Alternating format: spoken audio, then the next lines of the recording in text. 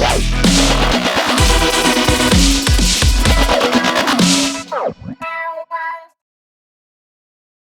everybody. I wanted to jump on here really quickly and talk about the rumors about Ray J being in a drugged out downward spiral since Jaguar Wright outed the fact that many blamed him for Whitney Houston's death. Now, in all fairness, Jaguar Wright isn't the only person that feels that Ray J had something to do with Whitney Houston's death. Many found it strange at best the way that he left the hotel room the day Whitney Houston lost her life.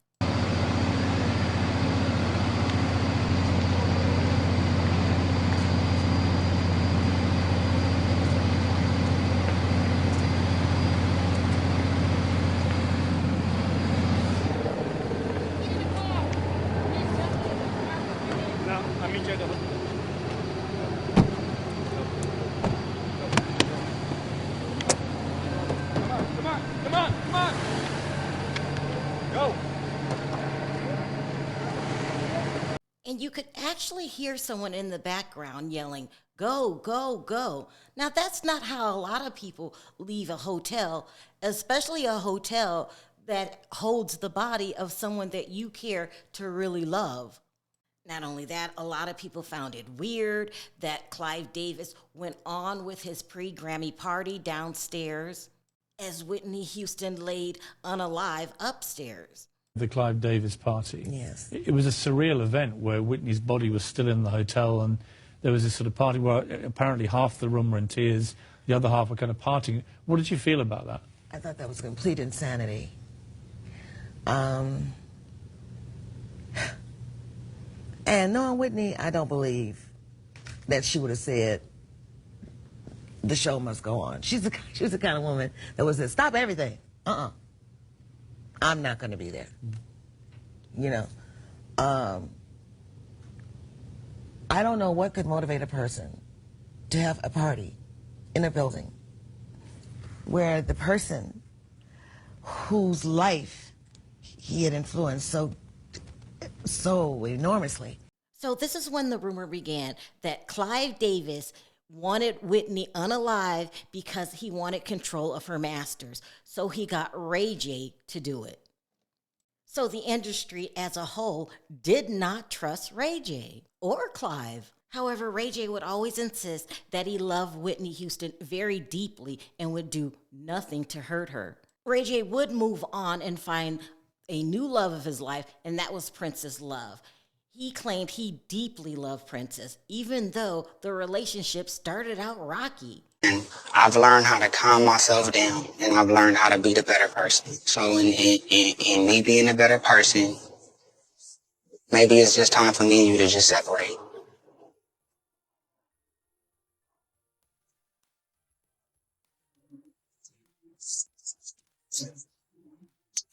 Stop. Bitch. Look, stop. You're a bitch. What? You're a bitch. Stop. Alright. Stop. Come out. Now, these two would move on to get married and have 2 children, only to file for divorce not 1 time, not 2 times, not 3 times, but 4 times, with each time being just as dramatic as the first.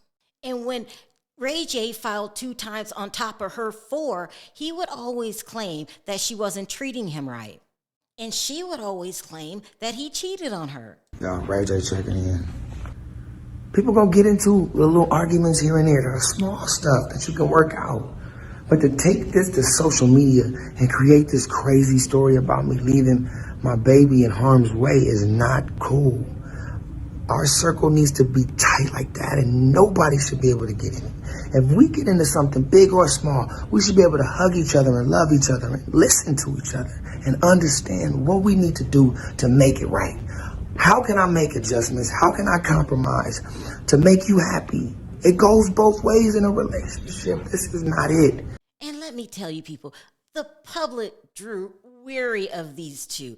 It was nonstop, as if they didn't know there was a such thing as a cell phone. They use social media as their telephones to communicate with each other. Then there was rumors that he was hanging out with Wendy Williams while he was still married to Princess. And not only was he hanging with her, the rumor was he was Wendy's dealer, aka pharmaceutical rep. And he would take her out on binges where she would be up for days. Followed by rumors that he broke a pharmaceutical rep golden rule. Don't get high on your own supply. That's right, people. Rumors were flying all over town that Ray J was an addict. And when he was awake for 3 days straight, the reason he was awake for 3 days straight is because he was supposedly an Adderall. Now let's fast forward to 2024, where his behavior has become alarmingly erratic. He's been doing all kind of crazy stuff this year, like when he got in a fight with Lemmy, the owner of the Zeus Network. And during this fight, he goes to his car and pulls out a backpack, and everyone thinks there's a gun in the backpack. You want to fight right now? Ray J, let me go. Okay, move your I'll move on. You know yours, I'll move on. No. We good. Hey, bro. Hey, bro.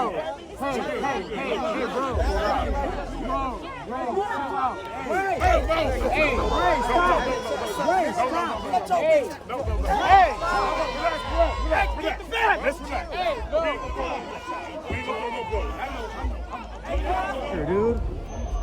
Oh my fucking eye. Ray, no. No, Ray. Ray, stop. Ray.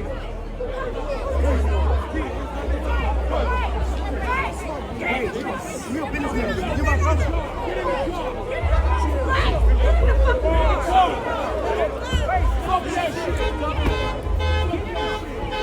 Then hours after that, he goes to social media and says that he feels like unaliving himself.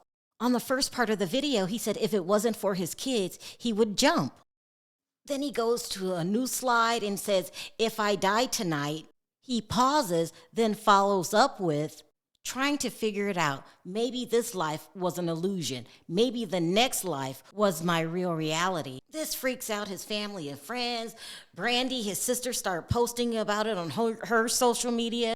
Then Jaguar Wright comes out and tells what really happened to Whitney Houston and what involvement Ray J and Clive Davis had in the situation. Leola Brown, Bobby Brown's sister, has said on several occasions that she was beaten. They saw her body. She didn't just die in a tub, like she was beat up. Oh, wow. Her and Clive had a fight 2 days before. And from what I was told, Bobby Christina was present for some of that fight. And then the next thing you know, she's dead. Ray J was the last person to see her alive. He let the drug dealer in, but she was sober, right? But he let the drug dealer in that gave her the shot. And Brandy was the one that found her. But you know, they pledge allegiance to Clive too. He needed her back, but he needed her back and under his control. Thing with her name on it is strictly for the purposes of financial gain for those who have access to her estate, including Clive Davis.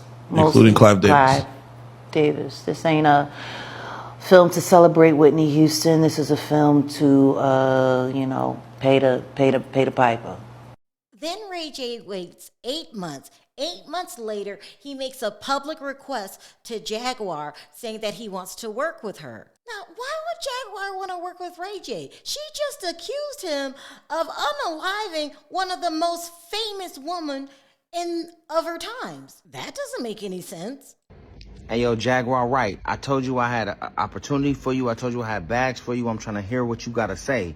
But you want to keep taking these other niggas, not showing love to the community? That shit weak as fuck. Hit me right now so I can make sure you get a bag and I can understand what the fuck you talking about so we'll know what's the truth and what's not. That shit janky as fuck. You ain't hitting me back, but you hitting all these other motherfuckers back. That's from all these other countries. Like you safe over there. You safe with me. Stop acting scary. Jaguar, hit me back right the fuck now whenever you can. With all due respect, and I love you, and I'm sorry for cursing. Help me be a better person. Call me back. And when Jaguar doesn't respond because I'm assuming she doesn't feel safe with you, even though you insist that she's safe, which is a weird thing to say to anyone in the first place. Why would I have to guarantee anyone in the first place that they're safe? Safe? Safe from what?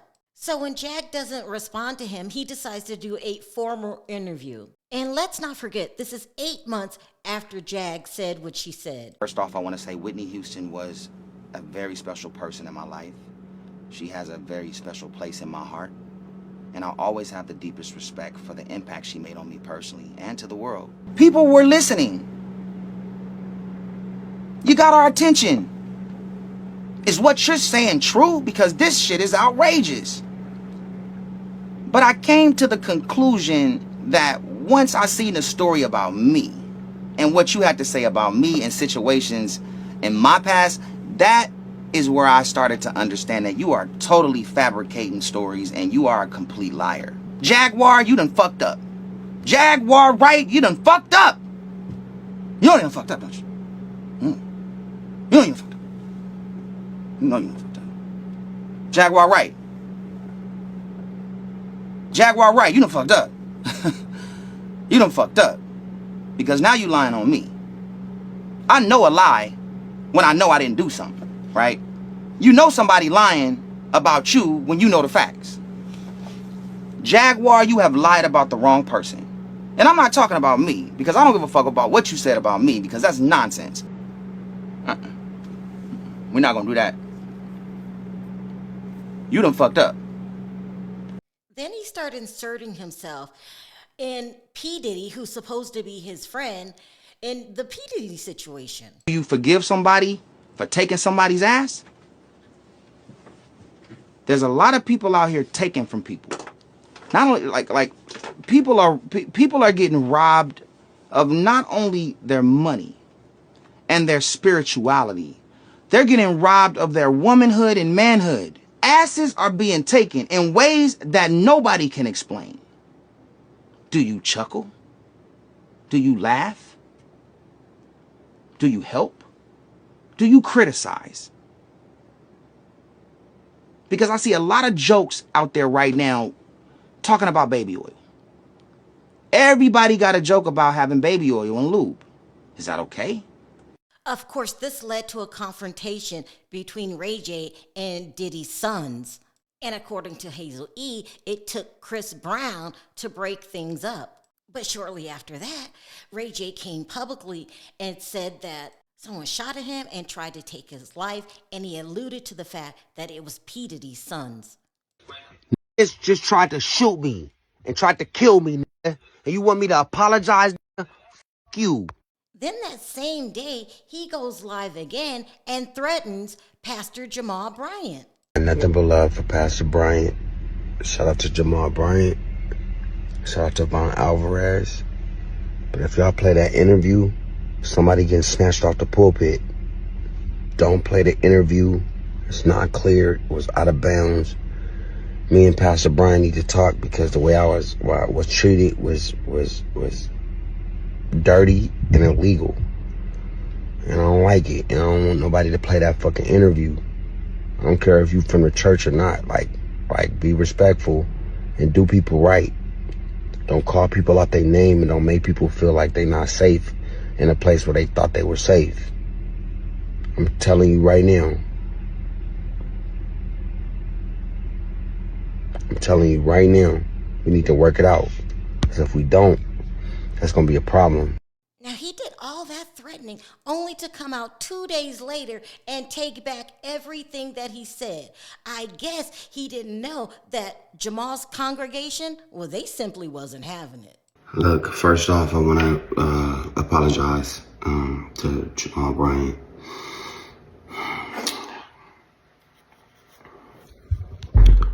It's not okay. I mean,